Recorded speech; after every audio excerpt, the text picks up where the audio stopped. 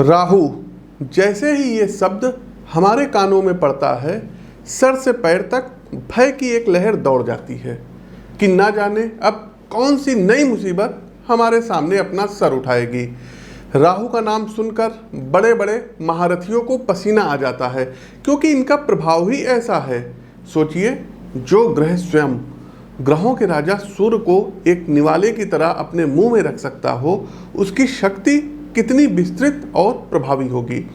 मित्रों, राहु से हमारा भय अनायास नहीं है।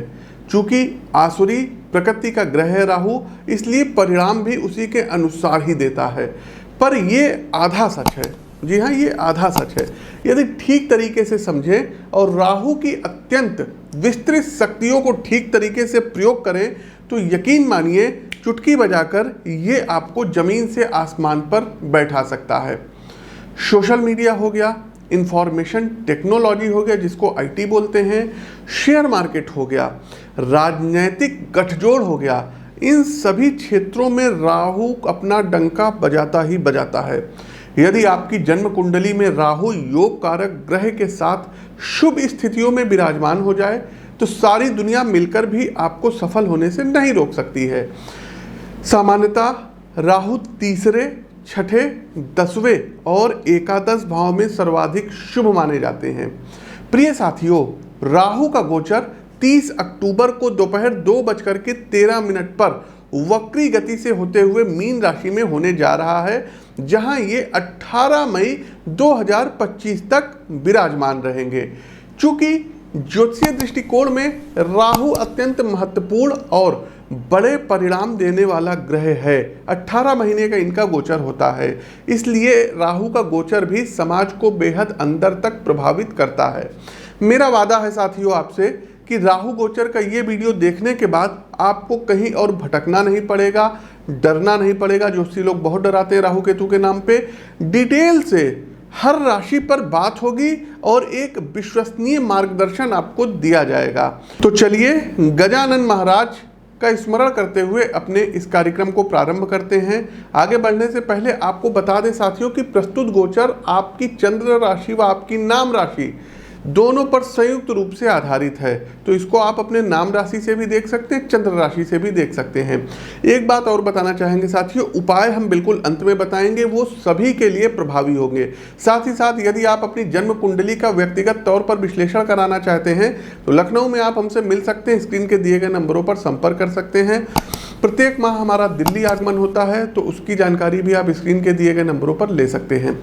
आगे बढ़ने से पहले साथियों कुछ हमारी प्रिडिक्शंस है, जो कि जब ये राहु का गोचर होगा उस दौरान देश विदेश में होगा, तो क्या कुछ वो प्रिडिक्शन है सबसे पहले हम आपको बताए दे रहे हैं। देखिए, कई स्टेट के चुनाव है और तमाम लोग कहते हैं कि पंडित जी जो है स्टेट इलेक्शन के बारे में आप बताइए, तो उसका एक अलग से वीडियो हमारे चैनल पर आएगा। लेकिन अभी हम आपको बता दे रहे हैं, जैसे मध्य प्रदेश में इलेक्शन है, तो मध्य प्रदेश में इस बार बीजेपी के हाथ से सत्ता जाती हुई जो है दिख रही है और कांग्रेस यहाँ पर सरकार बनाएगी।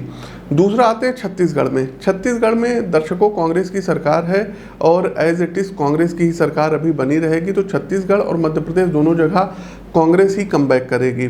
तीसरा दर्शकों, हरियाणा की हमारे पास तमाम जो है कुंडलियाँ आई थी जो है इलेक्शन से संबंधित, तो हरियाणा इलेक्शन में इस बार बड़ा उलटफेर हो जाएगा। अभी जो गठबंधन की इनकी सरकार चल रही है, तो बीजेपी सत्ता से जा सकती है और यहाँ पर भी कांग्रेस की सरकार आती हुई दिख रही है। दूसरा तेलंगाना में इलेक्शन है दर्शकों, तो तेलंगाना में केसीआर राव तीसरी बार फिर से ये मुख्यमंत्री बन सकते हैं, उनको कोई खतरा नहीं है। साथ ही साथ दर्शकों एक बात और बताना चाहेंगे कि राहु गोचर में ही 2024 लोकसभा के भी चुनाव होने हैं, तो दर्शकों उसका वीडियो हमारे चैनल पर जो है पड़ा हुआ है। फिर से एक वीडियो हम और बना करके अपलोड करेंगे। 2024 में भारत में लोकसभा चुनाव में बीजेपी फिर से सत्ता में आएगी और नरेंद्र मोदी तीसरी बार प्रधानमंत्री पद पर सुशोभित होंगे। ये हमारी प्रिडिक्शन है, ये आप लोग नोट कर लीजिएगा। एक बात और बताना चाहेंगे, राहु का गोचर अगर भारत की कुंडली से देखा जाए, वृषभ लग्न की कुंडली है, तो लग्न से 11वें हाउस में हो रहा है। और अभी हमने अपने जो है मतलब स्टार्टिंग में बताया कि एकादश राहु अच्छे होते हैं, तो भारत की क्रय शक्ति बढ़ेगी, जीडीपी जो है ग्रोथ बढ़ेगी। साथ ही साथ दर्शकों, राहु एक ऐसे ग्रह हैं जो अपने से जो है गुरु और केतु की भांति अपने से पंचम, सप्तम और नवम दृष्टि देते हैं। हर एक ग्रह सातवीं दृष्टि देते हैं, लेकिन राहु को बीटो प्राप्त है, तो अपने से पांचवें, सातवें और नवीं इनकी दृष्टि रहती है। तो भारत के 11th हाउस में जो है राहु का गोचर हो रहा है, और राहु की जो पंचम दृष्टि है ये भारत के पराक्रम भाव पर पड़ रही है। तो अगर कुछ जो है सीमा पर कुछ मूवमेंट होता है तो भारत अब पराक्रम बहुत ही द्रुत गति से, तेज गति से दिखाएगा। साथ ही साथ दर्शकों, सीमा पर कुछ जो है छोटी मोटी जो है टकराव की संभावना है। इसके अलावा दर्शकों, हमने भूकंप को लेकर के देखिए प्रिडिक्शन की थी जब मंगल जो है अस्त हुए थे। 23 तारीख को हमने वीडियो बनवाया था और हमारे चैनल पे शायद 28 या 29 जो है क्या कहते हैं सितंबर को पब्लिश हुआ था। और अभी अगर देखा जाए तो 3 अक्टूबर को नेपाल में बहुत बड़ा भूकंप आया था, और हमने स्पेशली नाम लिया था कि नेपाल में भूकंप आएगा, भारत में आएगा। तो नेपाल में 6 रिक्टर स्केल के ऊपर का भूकंप आया, भारत में आया है। आप उस वीडियो का अंश देख सकते हैं। साथियों, नेपाल, भारत, अफगानिस्तान हो गया और पाकिस्तान हो गया, ईरान हो गया, यहाँ पर कुछ भूकंप इत्यादि जो है काफ़ी बड़े पैमाने पे भूकंप आ सकते हैं। तो जब तक मंगल अस्त है जनवरी तक का विशेष ध्यान रखिएगा, भूकंप से कुछ क्षति होती हुई दिखाई दे रही है। कहने का आशय साथियों ये है कि भूकंप फिर से आएगा और सुनामी आएगी, तो जो नेपाली हमारे भाई बहन रहते हैं, महामृत्युंजय मंत्र का प्रतिदिन जाप किया करें और कोशिश करें ऐसे क्षेत्र में जहां उनको कोई खतरा है तो वो मैदानी एरिया पर आकर के रहें। नेपाल के अलावा भारत में भी भूकंप आएगा, और भारत में उत्तराखंड में भूकंप जो है यदि हम बताएं, हमने नोट किया है तो लगभग जो है 2024 में मार्च से लेकर के और जुलाई के बीच में कुछ जो है भूस्खलन हो गया, कुछ भूकंप हो गया। ये उत्तराखंड, हिमाचल और जो है कश्मीर में आ सकता है। आप लोगों को सावधान रहने की ज़रूरत रहेगी। साथ ही साथ साथियों की धार्मिक उन्माद बढ़ेगा। देखिए, राहु जो हैं ये मीन राशि में गोचर कर रहे हैं, देवगुरु बृहस्पति की राशि में गोचर कर रहे हैं। इलेक्शंस भी पास आ रहे हैं, तो धार्मिक उन्माद ज़्यादा होगा और बहुत कुछ जो है अच्छे संकेत नहीं दे रहे हैं। मार काट ज़्यादा मची रहेगी लोगों के बीच। एक चीज़ और है, कोई बहुत बड़ा रक्षा सौदा भारत के पक्ष में ये होता हुआ दिखाई दे रहा है। साथ ही साथ फॉरेन में, विदेशों में भारत की साख बढ़ेगी। एक बात और बताएं साथियों, देखिए तमाम स्टेट्स वगैरह के जो राज्यपाल हैं, मुख्यमंत्री हैं, इनके कार्यक्षेत्र में परिवर्तन हो सकता है। साथ ही साथ दर्शकों, वायुयान दुर्घटना जो है ग्रस्त की हमने भविष्यवाणी की थी, तो जनवरी तक बहुत ज़्यादा सावधान रहना पड़ेगा। इधर अक्टूबर से लेकर के जनवरी के बीच में कोई प्लेन क्रैश वगैरह ना हो जाए, इसका ध्यान रखना होगा। अच्छा, एक जो है छोटी सी जो है आपको अपडेट और देना रहेगा।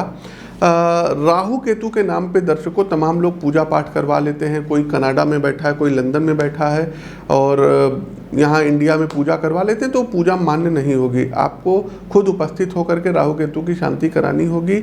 ऐसे पैसे आप लोग किसी भी लोगों को मत दीजिए, वो लोग पूजा पाठ करते नहीं और कुछ आपका होगा नहीं। तो इन चीज़ों का आप लोग ध्यान रखिएगा साथियों, और किसी के डराने से मत डरिएगा। चलिए अब हम आगे बढ़ते हैं, अधिक समय ना लेते हुए गणेश महाराज का ध्यान करते हुए अपने कार्यक्रम को आगे बढ़ाते हैं। आगे बढ़ते हैं धनु राशि। धनु राशि के बंधु बांधवों, राहु का आपके चतुर्थ भाव में जो है गोचर होने जा रहा है। तो चौथे भाव में प्रवेश करना जो है कहीं ना कहीं संघर्ष में उतारने वाला सिद्ध होगा। खुद को तराशने, अपनी प्रतिभा और व्यक्तित्व का विकास करने के प्रति आपका जुनून मेहनत की सारी हदें पार जो है कर जाएगा। परिवार में रहते हुए भी आप लगभग गैर मौजूद रहेंगे।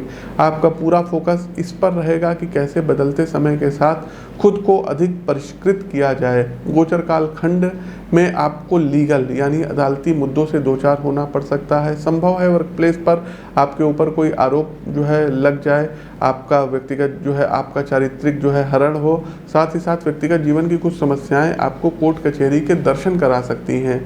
यदि आप एडवोकेट हैं, अधिवक्ता हैं यानी वकालत के पेशे में हैं, तो सामाजिक रूप से किसी बड़े केस से आप जुड़ सकते हैं अथवा किसी लीगल कमेटी के सदस्य बन सकते हैं। राजनीति में कुछ बड़ा पद आपको प्राप्त हो सकता है। नौकरी में आप संतुष्ट नहीं रहेंगे तो इस्तीफे वगैरह की भी नौबत आ सकती है। साथ ही साथ आपके निर्णयों का जो है आपकी नीतियों का सरकार पर प्रभाव पड़ेगा। जो स्टूडेंट्स हैं, गोचर कालखंड की इस अवधि में काफ़ी दबाव में रहने वाला है। इनके एकाग्रता में कमी आती हुई दिखाई दे रही है।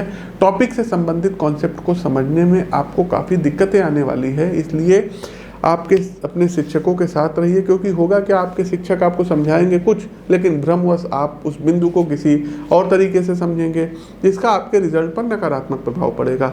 जो भी छात्र हैं उनके लिए मेरी विशेष सलाह है कि आप अपनी सोचने और विश्लेषण करने की क्षमता का विकास करें, विषय को नए तरीके से समझने का प्रयत्न करें, जिससे आपकी बौद्धिकता में वृद्धि हो।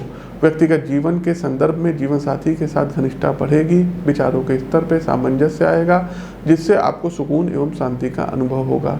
यदि आप विवाह के विषय में विचार कर रहे हैं तो समय अनुकूल है, आप अपने प्रेम को परिवार के माध्यम से सामाजिक स्वीकृति दिला सकते हैं। यदि आपका शौक आपका काम बन जाए तो यकीन मानिएगा साथियों, आपको सफल होने से कोई भी नहीं रोक सकता है। आपके साथ भी कुछ ऐसा ही होने जा रहा है धनु राशि के मित्रों। आप अब तक जिस काम को केवल स्वांता सुखाए के लिए कर रहे थे, अब आप उसे अपना जो है क्या कहते हैं व्यवस्थित रूप से व्यवसाय बना लेंगे। आप अपनी व्यक्तिगत क्षमता का विकास करेंगे, नई चुनौतियों को स्वीकार करेंगे गोचर कालखंड की इस अवधि में। और राहु कहीं ना कहीं आपको सोशल मीडिया इन्फ्लुएंसर बना देगा, बड़े स्तर पर आप फेमस हो जाएंगे। तो हमारी इन बातों का ध्यान रखिएगा और अपनी जन्म कुंडली का विश्लेषण करवाते रहिएगा। अब अंतिम पड़ाव आता है उपाय का। उपाय क्या करना होगा? तो सबसे पहले साथियों, हर 3 महीने में आपको करना ये होगा कि 7 शनिवार एक जटे वाला नारियल लेना है और उसको अपने सर के ऊपर से एंटी क्लॉकवाइज 9 बार उतारना रहेगा। कितनी बार? 9 बार। और उसको जल पर अपने मस्तक पर लगा करके और जल प्रवाह आपको कर देना होगा। दूसरा एक काम ये करना होगा साथियों, आप अपनी स्क्रीन पर देख लीजिए, 2 छोटे छोटे से मंत्र जो है दिख रहे हैं, ओम ऐं ह्रीं राहुवे नमः और ओम ह्रीं केतुवे नमः। इन दोनों मंत्रों का स्फटिक की माला से 108 बार आपको प्रतिदिन जाप करना रहेगा। अब प्रश्न उठता है कि राहु के मंत्रों का जाप कब करें? लोग कहते हैं शाम को करते हैं, रात में करते हैं, सुबह करते हैं। देखिए साथियों, जो बहुत ही अच्छा तरीका किसी बुक वगैरह में आपको नहीं मिलेगा। तो राहु और केतु के मंत्रों का जाप करने का तरीका होता है राहु काल। प्रत्येक दिन का राहु काल अलग अलग होता है। आप जिस लोकेशन पे होंगे वहाँ अलग होगा। दिल्ली में है अलग होगा, कनाडा में बैठे होंगे अलग होगा, पश्चिम बंगाल में बैठे होंगे अलग होगा। तो राहु काल का जो है मतलब जो समय होता है ये अलग अलग होता है। तो आप अपने एग्जैक्ट लोकेशन के हिसाब से सर्च कर लीजिएगा और उस समय में यदि आप राहु और केतु के मंत्रों का जाप करते हैं तो निश्चित तौर पर राहु आपका नुकसान कर ही नहीं सकते, फायदा कराएंगे। अब लोग कहते हैं पंडित जी राहु का तो राहु काल में हो जाता है लेकिन केतु काल थोड़ी ना होता है। तो बंधुओं, 1 घंटे 30 मिनट का समय होता है, 90 मिनट का राहु काल का समय होता है। इसमें 45 मिनट राहु को मिलते हैं और 45 मिनट केतु को मिलते हैं। तो इस दौरान यदि आप करेंगे तो कोई नुकसान नहीं है, दोनों लोग आपका भला करेंगे। अगला सबसे बड़ा उपाय है, हाथ जोड़ के आप लोगों से निवेदन है कि भूल से भी गोमेद या कैटसाई मत पहनिएगा। राहु का जो पत्थर आप लोग पहन लिए हैं, गोमेद पहन लिए हैं, मत पहनिएगा, आपका सर्वनाश कर देंगे, विनाश कर देंगे और फिर बाद में आप लोग रोते रोते हमारे पास आएंगे। बिल्कुल मत पहनिएगा, पहने हैं तो उतार दीजिए। राहु और केतु के जो जेम स्टोन होते हैं ना, ये दान करने के लिए होते हैं, ये पहनने के लिए नहीं होते हैं। राहु केतु छाया ग्रह के रूप में विद्यमान हैं, इनकी अपनी कोई एनर्जी नहीं है। स्टोन उन्हीं ग्रह के पहने जाते हैं जिनकी अपनी एनर्जी होती है। इस बात का आप लोगों को ध्यान रखना होगा।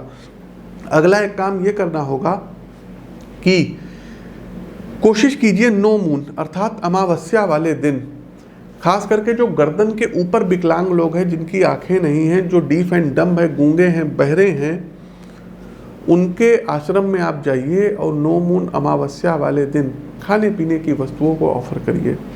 तो ये आपको करना होगा। साथ ही साथ साथियों, अपनी जन्म पत्रिका का विश्लेषण जरूर करवा लीजिएगा। बिना पत्रिका के विश्लेषण के उपाय आप करिए, मंत्र वगैरह करिए, ठीक है, लेकिन अधिक उपाय आप लोग मत करिएगा। अपनी कुंडली का विश्लेषण करवा के करिएगा।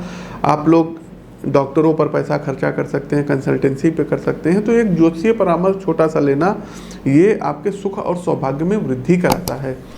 तो अपनी वाणी को विराम देते हुए ज्योतिष के इस मंच से मैं पंडित आशीष वत्स आप सभी प्रबुद्ध जातकों से विदा लेता हूँ। नमस्कार। ओम नमो भगवते वासुदेवाय।